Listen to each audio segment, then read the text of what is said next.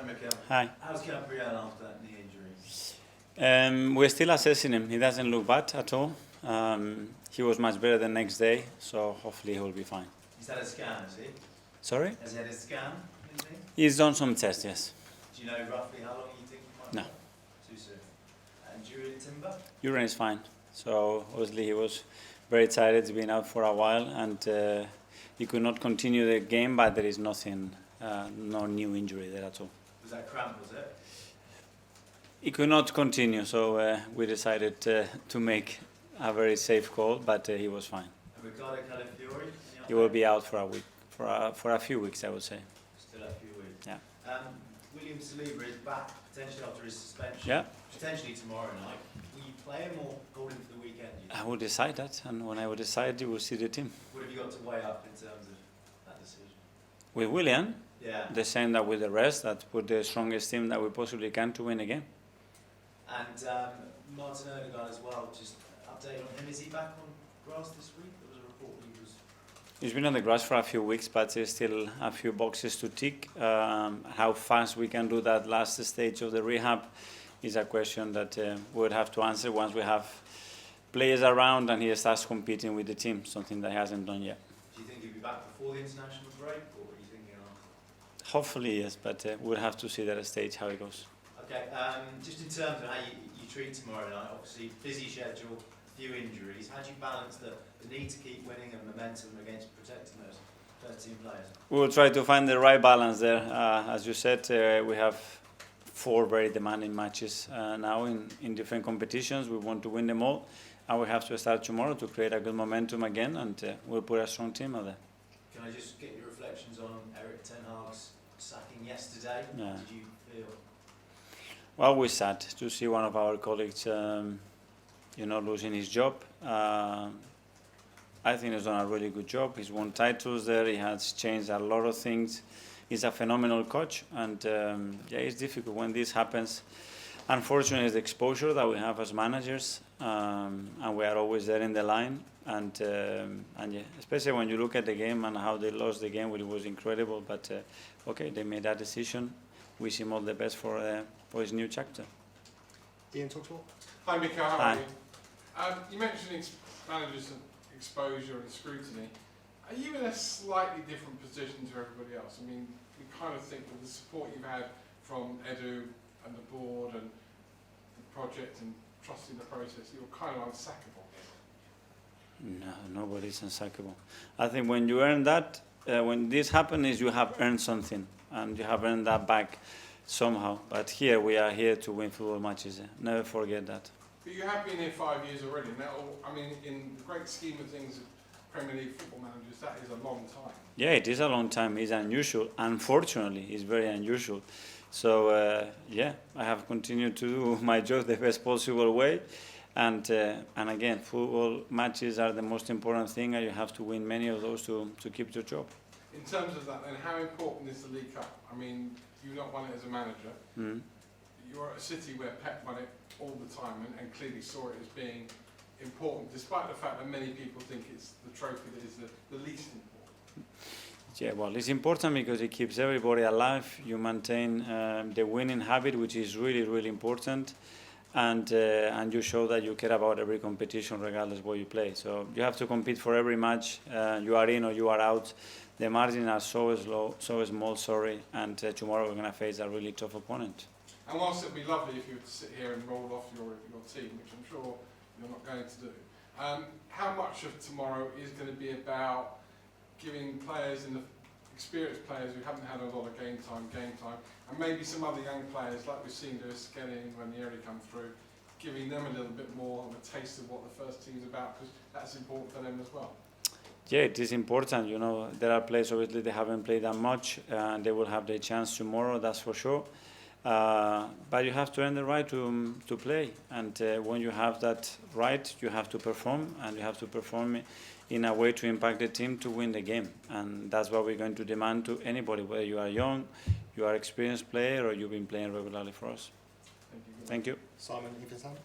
Hi, Mikel. Hi. First, on a different note, we saw you and a few of the squad, obviously very suited and booted last night. What was that in aid of?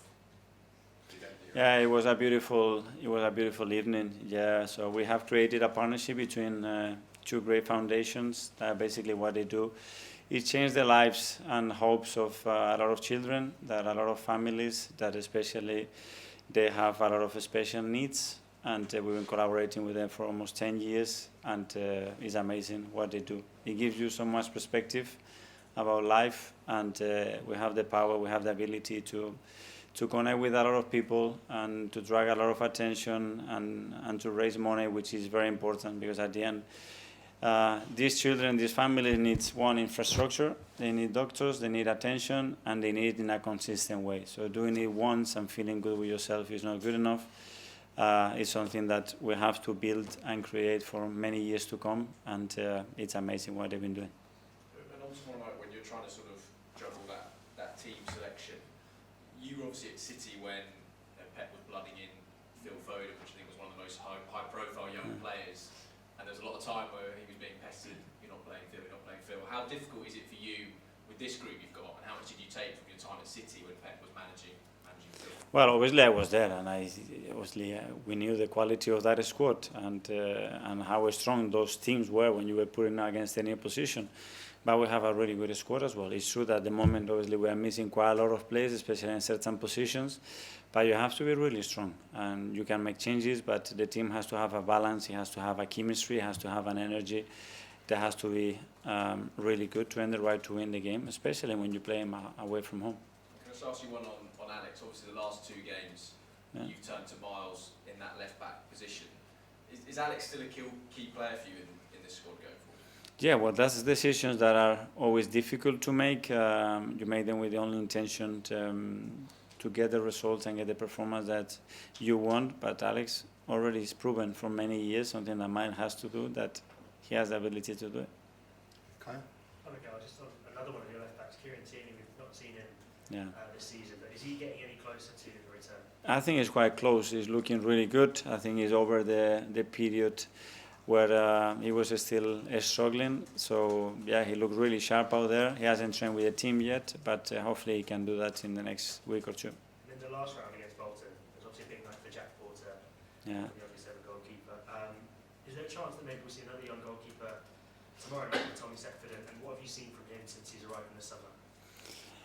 Yeah, well, obviously we brought him because we know that he's got the qualities that we're looking for our goalkeeping area. But unfortunately, he's been injured, so he hasn't really played. And let's see whether we play him or not tomorrow. In front of him, not in front of him, but in front of the goalkeeping position, there's been so much instability in the back four this season. I remember the last press conference talking about it's not just the back four, it's the rest of the team, it's the unit, it's the midfield. Yeah. Just wondering, how does that instability impact the whole team? Because it felt like just as you were getting something going yesterday in the back four, against Liverpool, and the back four was working, Gabriel comes off and it throws another spanner in the works. Yeah. How does that impact the rest of the team? Well, I planned for a lot of things for that game. 4 different scenarios actually. I didn't plan for the one with Gabby because normally it doesn't happen. It happened. We have to adapt to it very early in the match as well. And yeah, it is not ideal. It's what is happening at the moment that's making us think and learn a lot. And yeah, we'll be stronger. There's no other way to look at it. Just finally on Miles as well. Obviously, you've thrown him in these big games. Just wondering what you've seen from him that makes you so confident to throw him in. Because City, Liverpool, they're massive games. Yeah. Maybe most 18-year-olds you wouldn't throw him. What are you seeing from him that you want to throw him in? First of all, huge personality. He doesn't care. He plays with full belief, with a lot of commitment. He's got the qualities that we want in that position. To play outside, to play inside, defensively, he's a really strong player and really wants it, you know. And when a player is like this, I don't care if he's from the academy, whatever. We need to give them the opportunities, and he has earned the right to play those games. James, Athletic. Hi, Mikel. Hi. After the Liverpool game on Sunday, Jamie Carragher on Sky compared your managerial approach and sort of tactical idea to Jose Mourinho.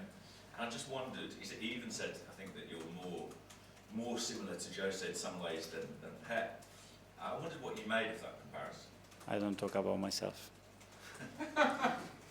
Really? But do you That's their job, to talk about others, so I let him to give his opinion the way he can. Has he been a reference for you at all, Jose? Jose? Yeah. For sure. I know since I was 15 years old. He coached me. Oh, wow. Yeah. It was in Barcelona. And yeah, I mean, he's won, I don't know, 26, 28 titles. So it is someone to really admire the way he's done it, the way he's changed the culture in clubs, the way he's done it in different countries. Yeah. And do you take it as a compliment in that case? I take it as an opinion. I mean, I don't like myself comparing to nobody because I'm myself, so I don't know. I don't do things because other people is doing things. I do things that I believe are the best thing for the players and for the team to get a success and play the way we want to play. That's it. Nathan? Hi. Tough trips on the road for you now. What would your message be to the travelling fans who'll be there supporting you? Keep doing what they're doing. They've been absolutely phenomenal. We are really thank you the time, the effort, and everything that they invest in, and we are really grateful. Hopefully, we're going to perform really well and give them a lot of joy. Okay, there's a question from Spanish media. Hola, Mikel. Hola. Para preguntarle, la semana pasada dijiste usted que tú no tienes miedo para jugar los Juventud de Arsenal. Para un partido como la que viene mañana entre Preston, ¿va a dar la oportunidad para los jugadores más jóvenes para enseñarte a usted y a los fans de Arsenal que tienen para dar club y lo van a jugar? Vamos a ver muchos cambios mañana para estos jugadores. No es una cuestión de dar, es que si juegan es porque lo merecen, igual que los demás. Al final tenemos que recompensar a la gente que cada día se comporta de cierta manera y tiene el nivel para jugar de la manera que queremos jugar. Y si ese es el caso, me da igual, si son jugadores de academia, jóvenes o mayores, mañana jugarán. ¿Y hay jugadores de la academia que tienen la posibilidad para jugar mañana? Sí, todos los que están en el primer equipo y que juegan con nosotros, mañana tienen la oportunidad. Vale, perfecto, muchas gracias. Gracias.